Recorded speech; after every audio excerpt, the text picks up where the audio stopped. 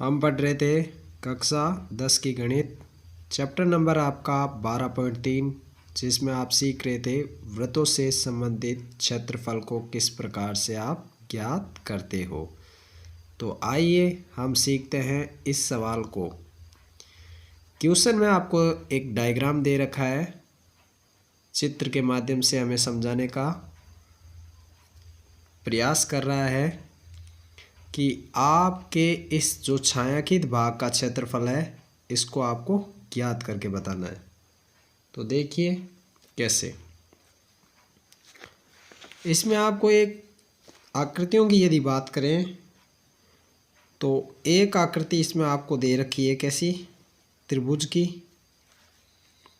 एक यदि हम बात करें आकृति की तो यह है आपका चतुर्थांश,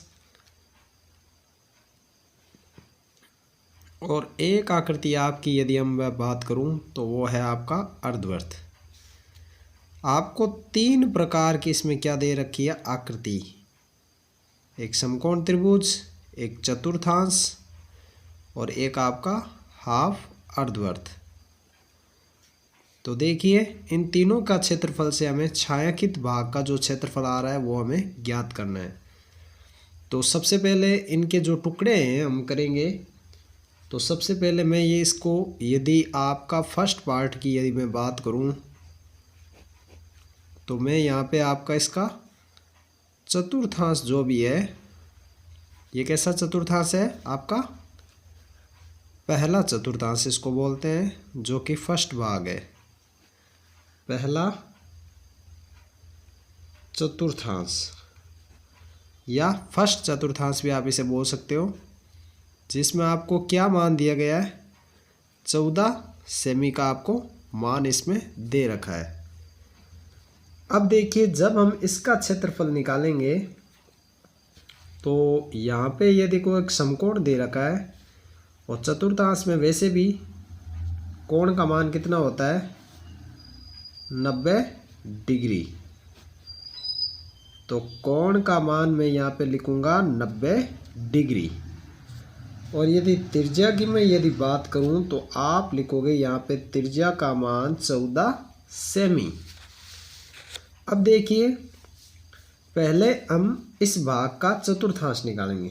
तो आप लिखोगे चतुर्थांश का क्षेत्रफल, वो भी कैसा चतुर्थांश है, प्रथम।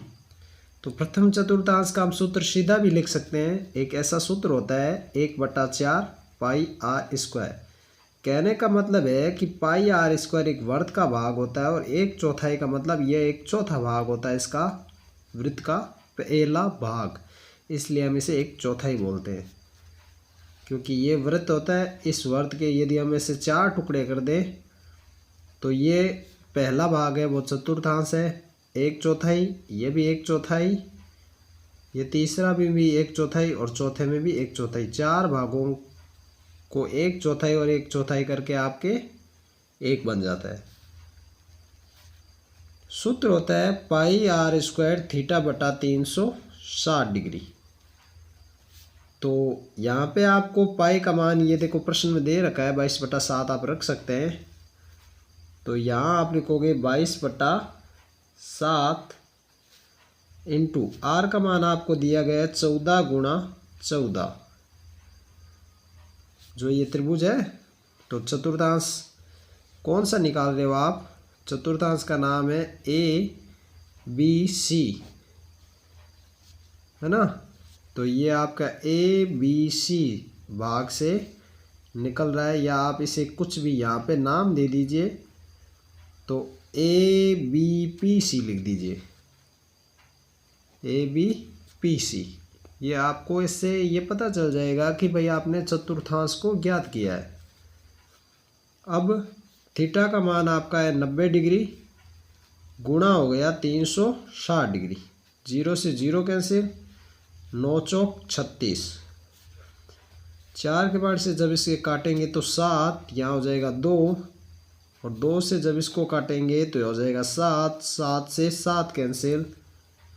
तो आंसर आपका बच गया 22 गुणा 7, तो 22 सत्ता 154। सेमी स्क्वायर या फिर वर्ग सेमी हम इसे बोल सकते हैं। अब आपका दूसरी जो भाग है इसका, अब हम इसको अर्धवर्त को लेंगे। क्या लेंगे? अर्धवर्त। अर्धवर्त के लिए आप क्या सूत्र लगाते हो?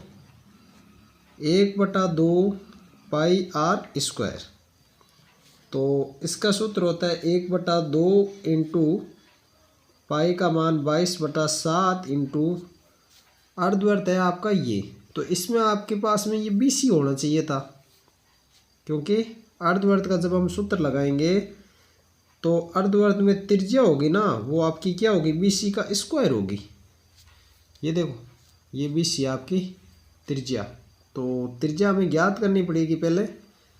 तो हम यहाँ से त्रिभुज का क्षेत्रफल निकालेंगे पहले। इसके बाद में आप जो त्रिभुज है आपका, क्या नाम है त्रिभुज का? A, B और C। ये 14 और ये 14 दिया हुआ है, तो हम BC का मान निकालेंगे पहले। तो आप लिखेंगे त्रिभुज ABC का क्या निकालेंगे आप? कर्ण। यानी कि BC का मान हमें निकालना है, तो BC का स्क्वायर बराबर, ये BC का स्क्वायर किसके बराबर में होगा? AB और प्लस AC के। तो AB का स्क्वायर प्लस होता है AB का स्क्वायर प्लस AC। जो आपका ये त्रिभुज है, तो इस त्रिभुज का आपका नाम क्या था? BAC है ना, ABC था ना। ये A पे क्या था? समकोण। मतलब कहने का मतलब है कि A आपका 90 डिग्री का है, तो हमें BC निकालना था। तो इन दोनों का जो आधार और लंब का स्क्वायर को जोड़ के निकालते हैं। तो AB भी आपका है 14 और BC भी आपका है 14।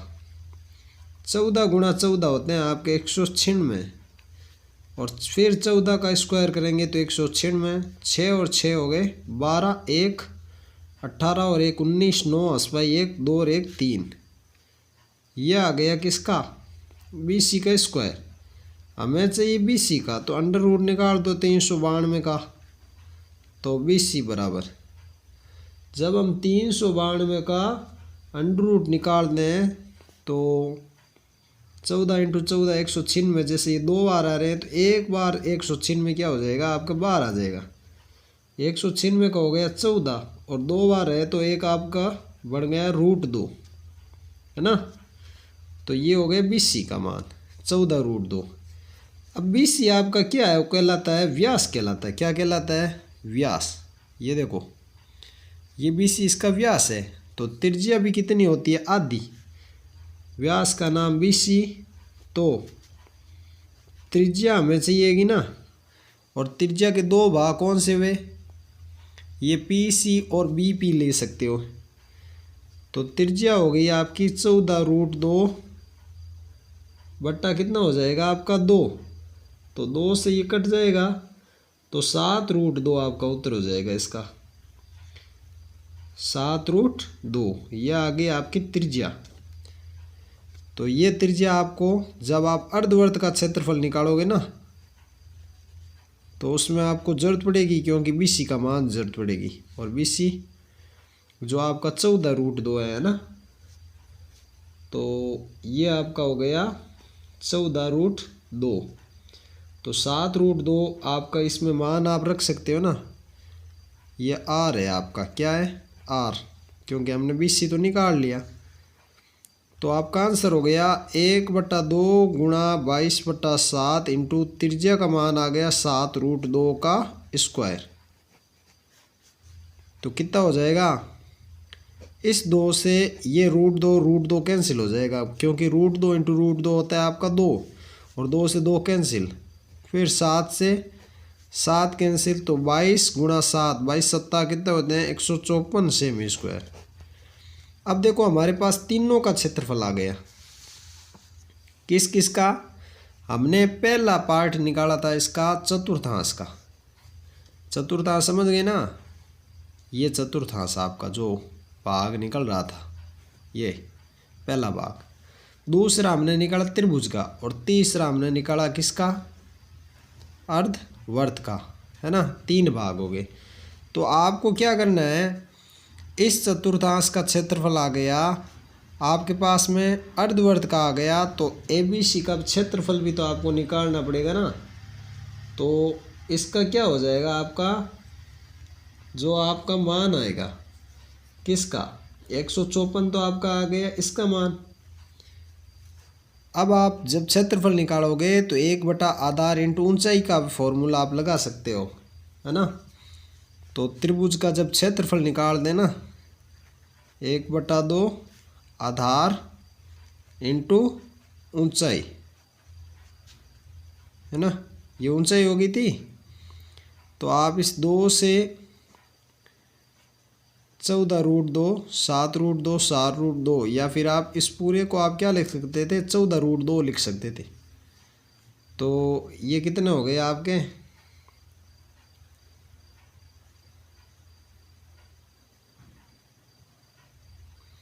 दो मिनट। ये आपका ना आधार भी कितना था, 14 ही था। 2 को आप 14 से जब गुणा करोगे तो 7 आएगा, और 14 × 7 हो जाएंगे 14 7 98। त्रिभुज कौन सा है आपका, ABC का क्षेत्रफल। यहाँ पे देखिए गलत हो गया था, यहाँ पे भी आपका जो त्रिभुज होगा तो आधार भी आपका 14 है और ऊंचाई भी आपकी 14 है। और त्रिभुज का क्षेत्रफल का सूत्र क्या होता है, 1/2 इंटू आधार इंटू ऊंचाई होता है। तो ये हो गया 98। अब देखिए आंसर इसका आपका क्या हो जाएगा, एक तो आपने निकाला त्रिभुज, उसके बाद में आपने निकाला क्या, अर्धवर्त, है ना। और फिर आपने क्या निकाला, एक चतुर्थांश। ये सारे के सारे हम हल करेंगे तो हमारे पास क्या आएगा, छायांकित भाग। तो त्रिभुज का क्षेत्रफल हमारे पास कितना आया था, त्रिभुज का क्षेत्रफल आया था 98। और अर्धवर्त का हमने निकाला था, ये रहा अर्धवर्त का, ये कितना था आपका 154। और चतुर्थांश का भी कितना आया था, शुरू में जो हमने निकाला था चतुर्थांश का वो आया था आपका पास 154। एक प्लस का एक माइनस का कट गया तो आंसर आ गया आपके 98। तो ये आपके 12.3 का सवाल कंप्लीट हुआ।